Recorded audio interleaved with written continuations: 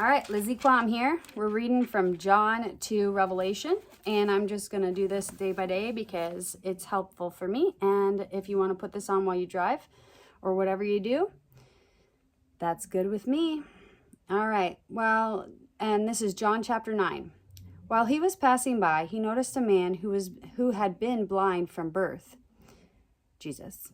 His disciples asked him, "Rabbi, teacher, who sinned, this man or his parents, that he would be born blind?" Jesus answered, "Neither this man nor his parents sinned, but it was so that the works of God might be displayed and illustrated in him. We must work the works of him who sent me while it is day. Night is coming when no one can work. As long as I am in the world, I am the light of the world, giving guidance through my word and works." When he had said this, he spat on the ground and made mud with his saliva, and he spread the mud like an ointment over the man's eyes. And he said to him, "Go wash in the pool of Siloam," which is translated sent. So he went away and washed and came back seeing. So the neighbors and those who used to know him as a beggar said, Is not this the man who used to sit and beg?"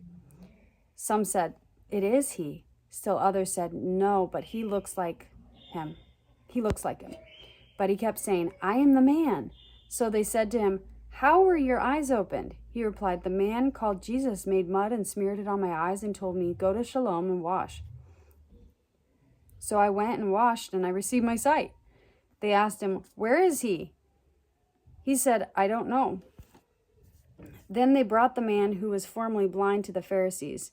Now it was on the Sabbath day that Jesus made the mud and opened the man's eyes. So the Pharisees asked him again how he received his sight. And he said to them, "He smeared mud on my eyes and I washed, and now I see."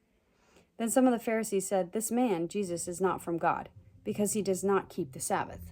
But others said, "How can a man who is a sinner, a non-observant Jew, do such signs and miracles?" So there was a difference in opinion among them. Accordingly, they said to the blind man again, What do you say about him since he opened your eyes?" And he said, "It must be that he's a prophet." However, the Jews did not believe that he had been blind and had received his sight until they called the man's parents.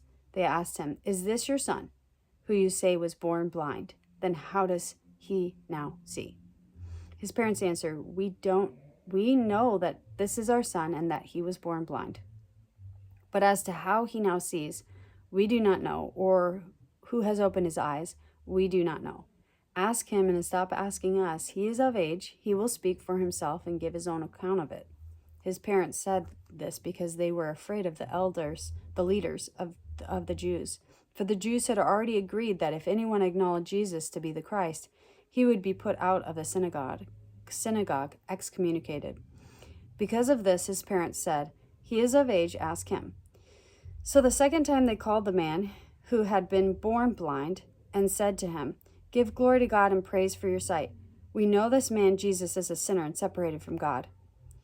Then he answered, "I do not know whether he's a sinner, separated from God, but one thing I do know, that though I was blind, now I see."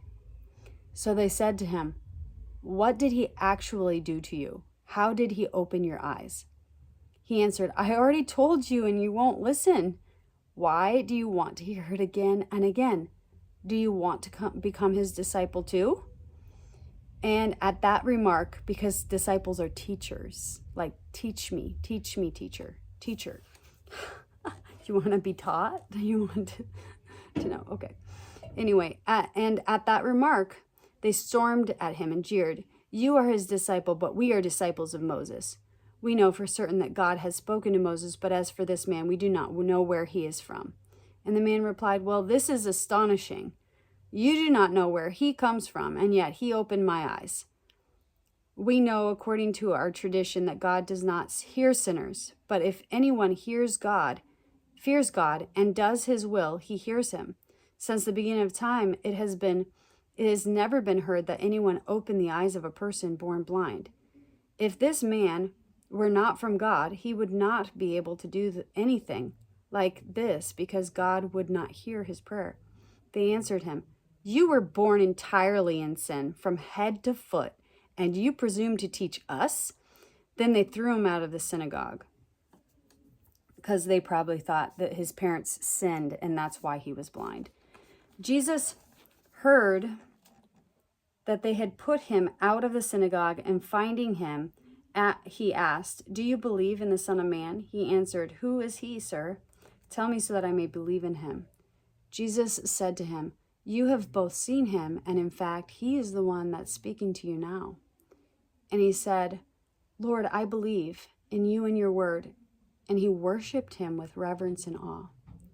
Then Jesus said, "I came into this world for judgment, to separate those who believe in me from those who reject me, to declare judgment on those who choose to be separated from God, so that the sightless would see, and those who would see would become blind."